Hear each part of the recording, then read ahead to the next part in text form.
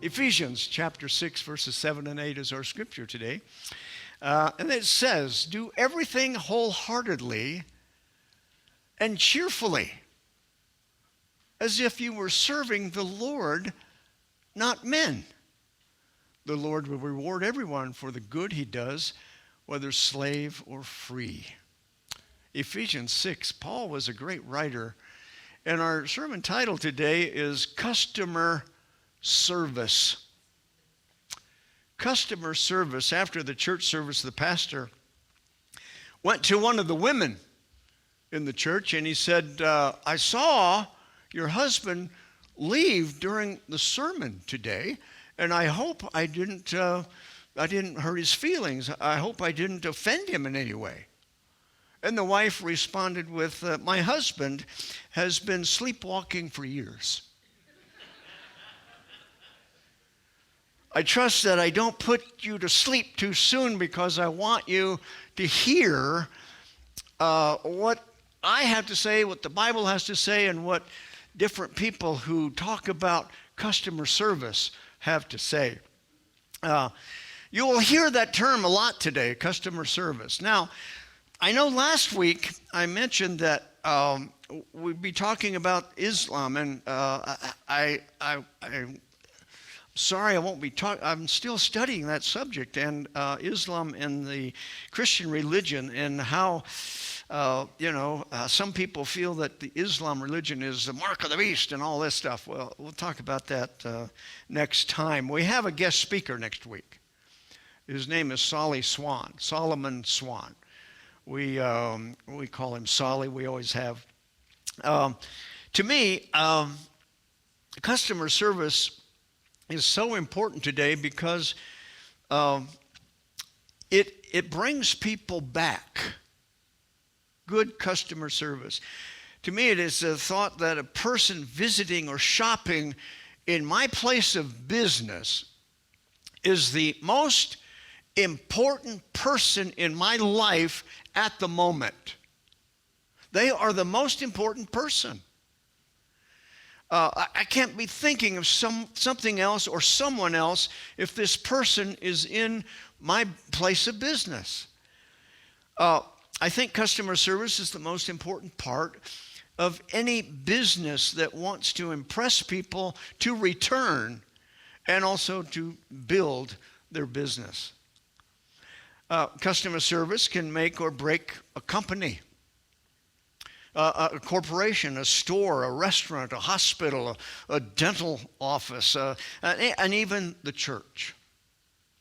It's important for the church. Have you ever thought of customer service in relationship to the church? Maybe you have. Customer service can make or break a church. Think of the places where you have spent money recently and you wanted to go back there. What was it that made you want to go back? Of course, maybe it was good food, but it was also the service. If the food is good and the service is bad, you may think about going back there again. But if the service is good and the food is good, or whatever you're buying there is good, then they've won a customer. They've won a person back.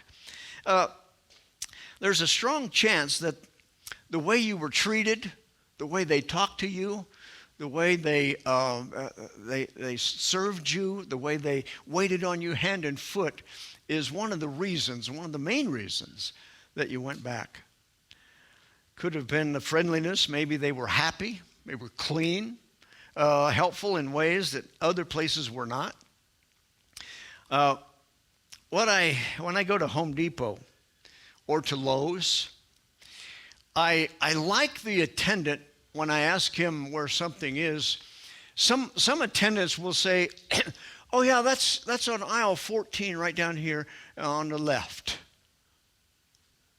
And to other attendants, I'll say, where is that tool? And they'll say, oh, that's down here on aisle 14. Let me show you where that is. There's a lot of difference there. There's a lot of difference. I will look for that attendant the next time. If I go back there, I will look for him. In short, they went out of their way to see to it that I was taken care of. What does all that have to do with the church? I think it has everything to do with the church. I think it especially applies to the church. Shouldn't the church be in the business of customer service?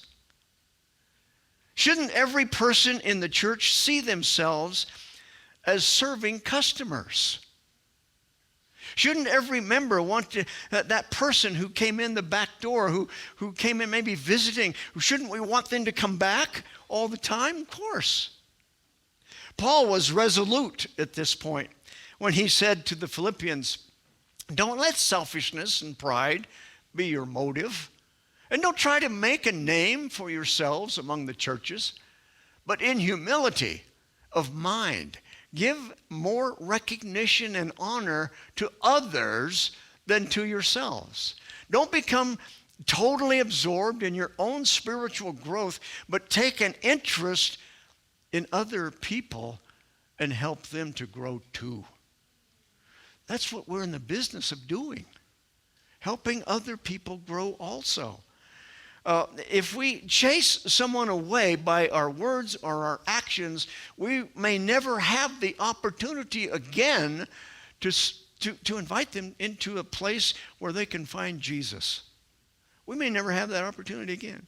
Jesus used the story about those who are invited to a party, to a wedding feast, to someone's house. And he talked about the higher seat and the lower seat. Listen to him. When you're invited to any social function or to someone's house, choose to sit in an inconspicuous place. If there's a vacancy near the front, the host will say, friend, why don't you come up and sit up here? Here's a chair just for you.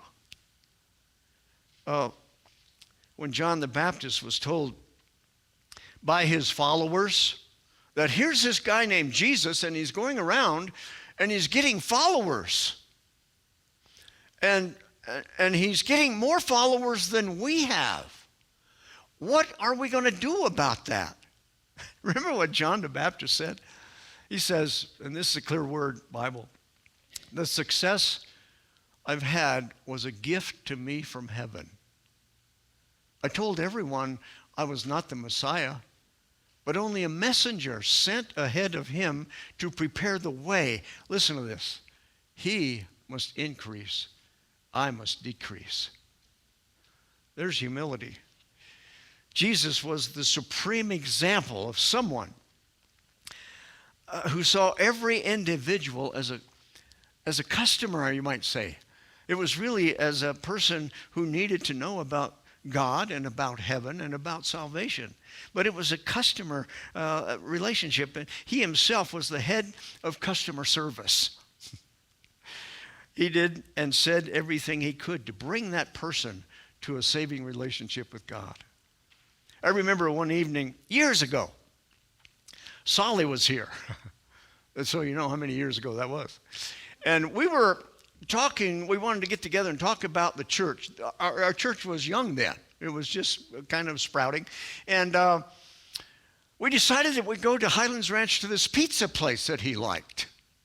So we went in there, and I remember I don't know why he ordered this combination. He ordered half mushroom and half caramelized onions. Yummy, somebody says.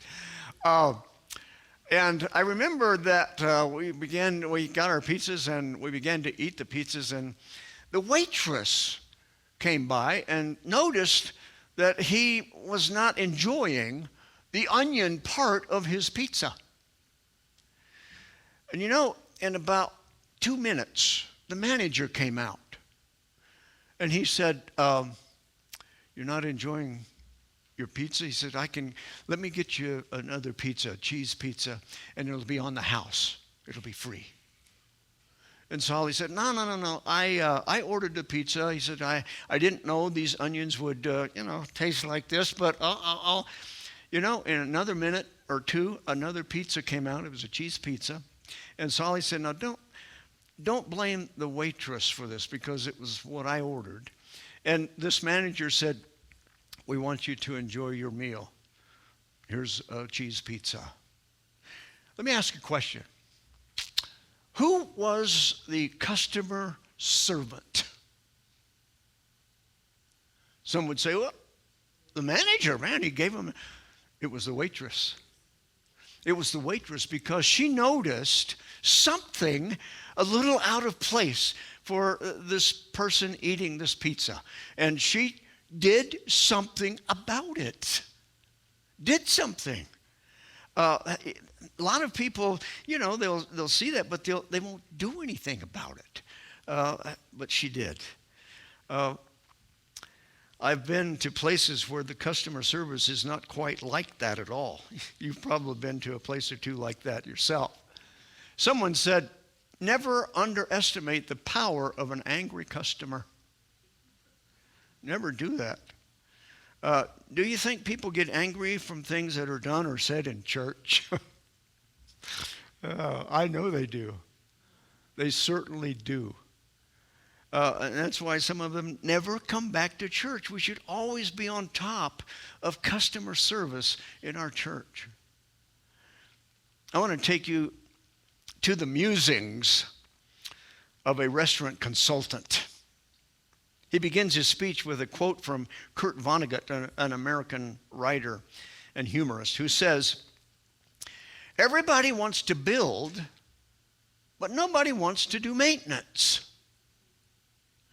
We need to pull up a chair and talk about the importance of the mundane, the importance of the little things, the importance of the things that we don't like to do sometimes, of the mundane. Your home has chores that need to be done every day, every week, every month of the year. If the wash does not get done, we start wearing dirty clothes. If the car doesn't get gas, we find ourselves walking. If the groceries don't get purchased, we find ourselves going to McDonald's and getting fat, or we go hungry. Those boring things in life must be done. Mowing the lawn, taking out the trash, cleaning the toilet stool, washing the dishes, sweeping the floor. All of these things may be boring, but they are a necessary part of a smooth running home." Wow. It is the same with the church. There are some things that are just boring to do to some people.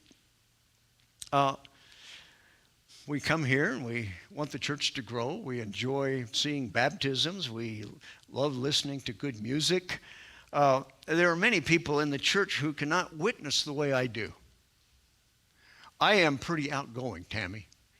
I can talk to complete strangers like I knew them from birth.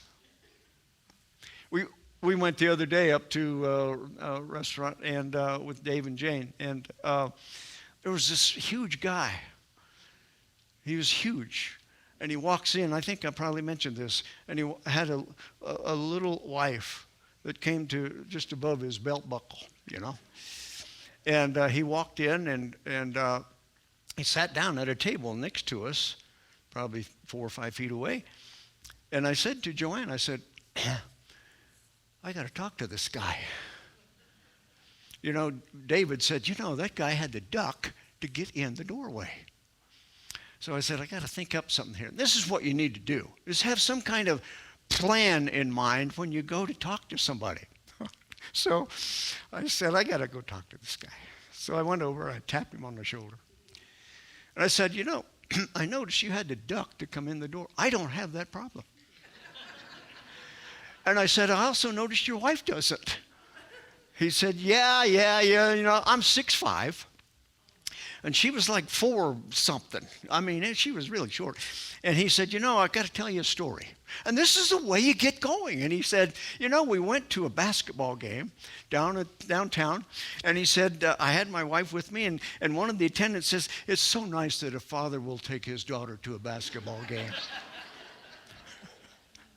But this is the way things get started, conversations. I mean, and I know that not everybody can do that. You just can't. Jane's shaking her head. Look at her over there. I could never. But you can do other things. You play the piano. You lead us in music. There are things that everybody can do in the church that makes the church inviting, and it shows customer service, invites people back. This consultant, this restaurant consultant, he asked the question, he says the most important question is, what are the most innovative and creative techniques relative to customer service? Sometimes we just have to be creative. Sometimes we have to make people laugh. Sometimes, telling a little short religious story or a story.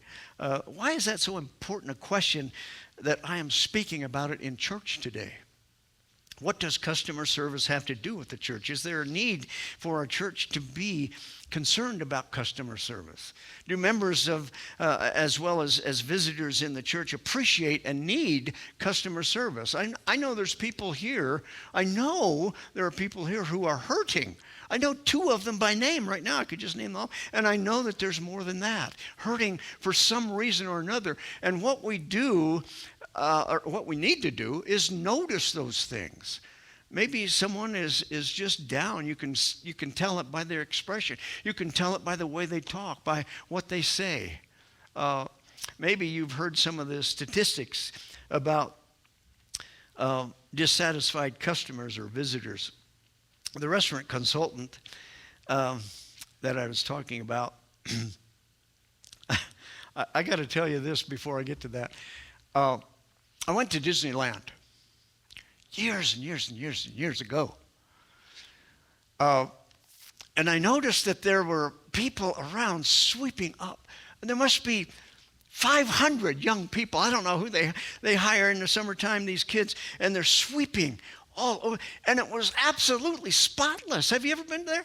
You seen that? The buildings looked like they were just freshly painted.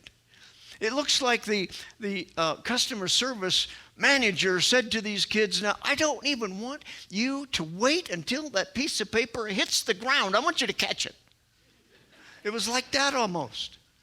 It was amazing. And this restaurant consultant goes into detail about customer service when he says the best customer service comes from operators who simply ignore the concept. Now, catch this, because this is important. Instead, they obsessively focus on training their team to anticipate every need, eliminate every problem a guest might potentially encounter during their visit. We need to be prepared before they ever get out of the car to take care of things. Now, he goes on. This assures three things. First, the guest never has to ask for anything. Secondly, they have eliminated the need to provide service, since the guest's experience is already enhanced by the absence of complaints.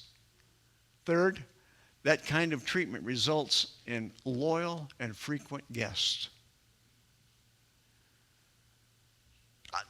You've probably been in a place that wasn't ready for you to be there. I have. They just weren't ready. We've had to ask for things like, my water glass is empty here. There's water right there on the floor. Somebody could slip on that. There's a piece of glass. Somebody dropped something over here. There's all kinds of things that just weren't noticed. And this consultant goes on. Seamless service, hospitality done so naturally well that it is transparent to the guest. Transparent to the guest.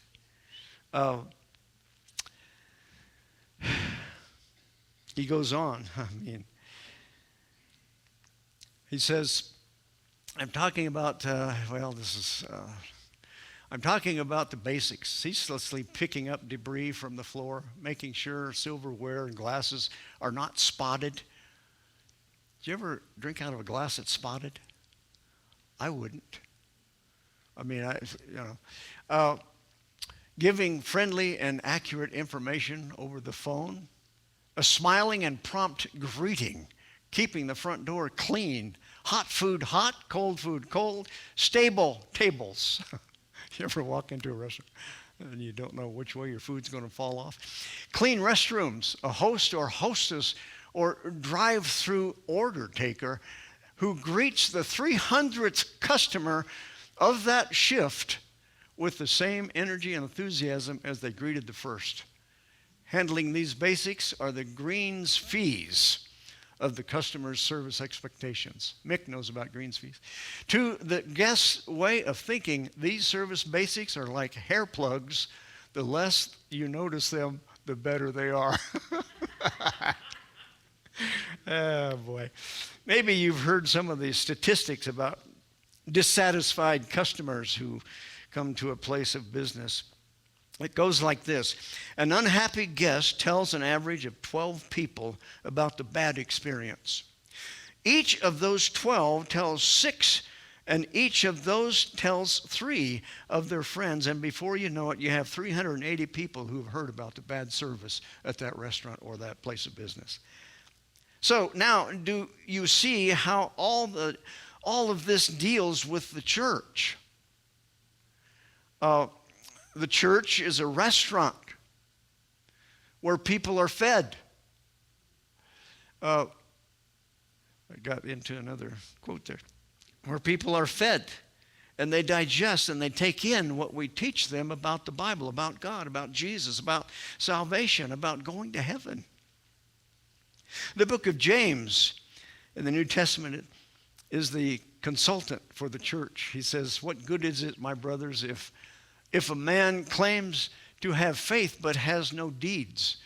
Can such faith save him? Suppose a brother or sister is without clothes or food. If one of you says to him, go, I wish you well, keep warm and well fed, but does nothing about his physical needs, what good is it? In the same way, faith by itself, if it is not accompanied by action, is dead. Now I realize that James is speaking about reaching our community. But the community is out there and the church is in here, and we need to teach that community that they need to be in here. You know, listening to music, being changed week by week, being changed to be more like Jesus. You know, Solly and I did not go to that restaurant just to eat pizza. We went there to talk about things about the church. We went there to learn about things that we could do.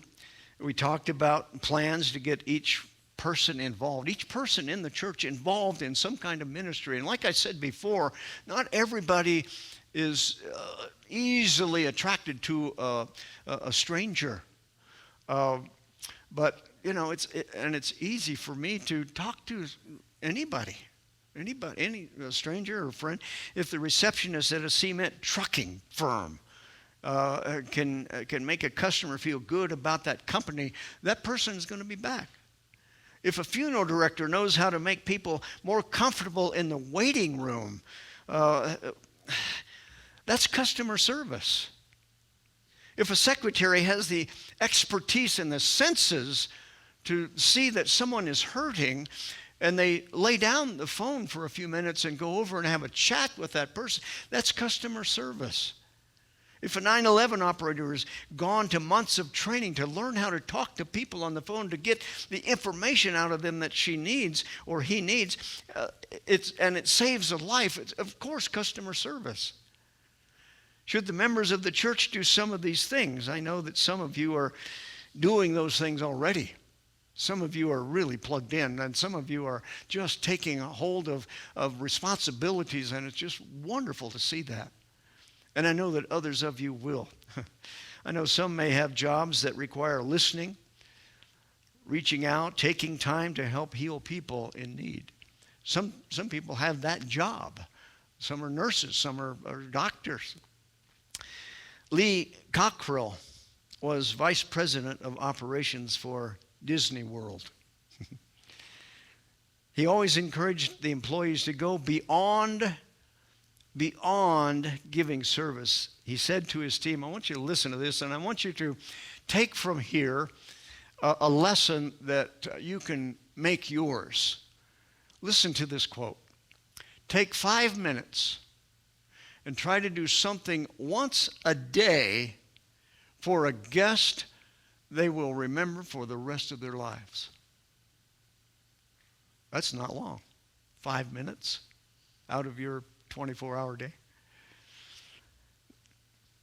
Like I said, I realize that the church is not a business in the same way that Disney is, but we can certainly learn lessons for customer service for people who come here, either as members. I like the greeting part, Angel.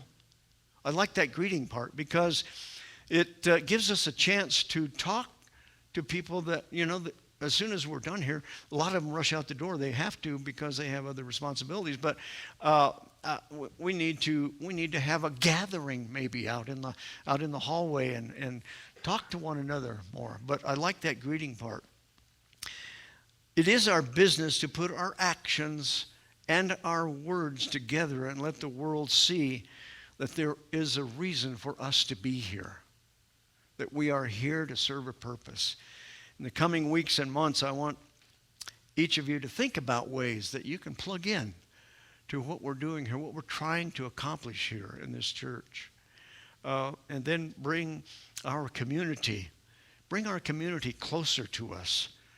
And bring them right here to our church. We'll talk about this more and more as the weeks and months ahead. Angel is going to close our service today with a beautiful song entitled, You're Still Lord. Thank you, Angel.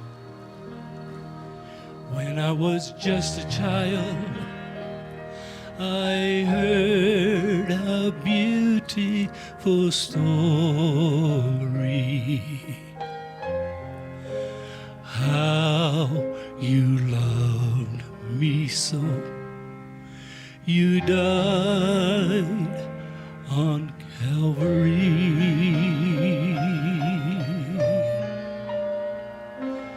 Though I claimed you way back then as Lord Almighty,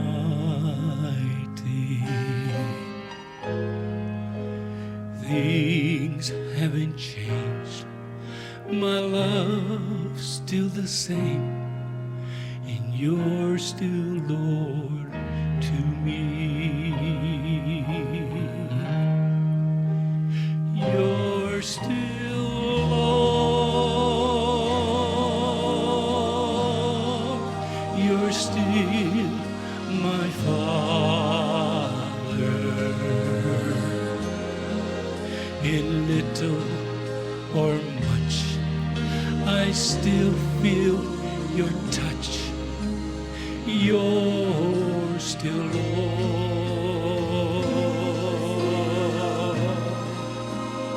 You're still Lord. You're still my Father. You'll always be mine for all of time. You're still Lord to me.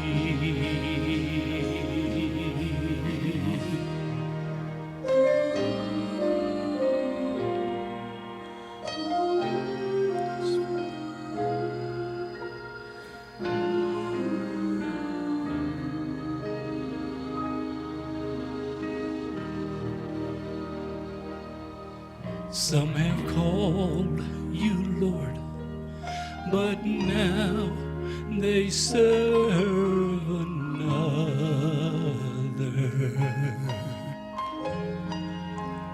To worldly things their heart has pledged its loyalty.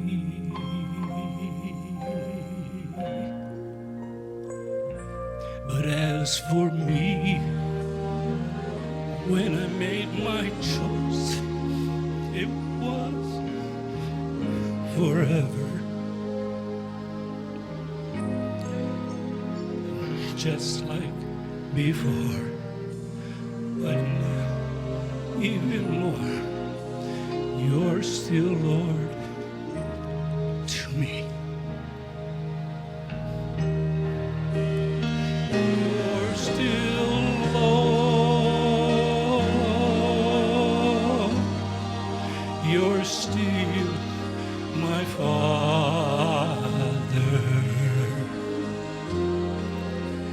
in little or much, I still feel your touch. You're still Lord.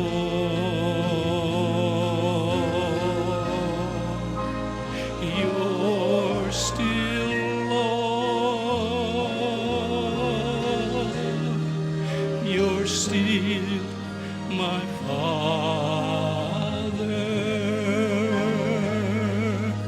You'll always be mine for all of time.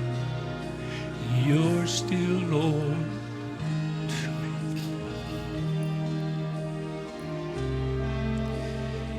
You'll always be mine for all of time. You're still Lord to me.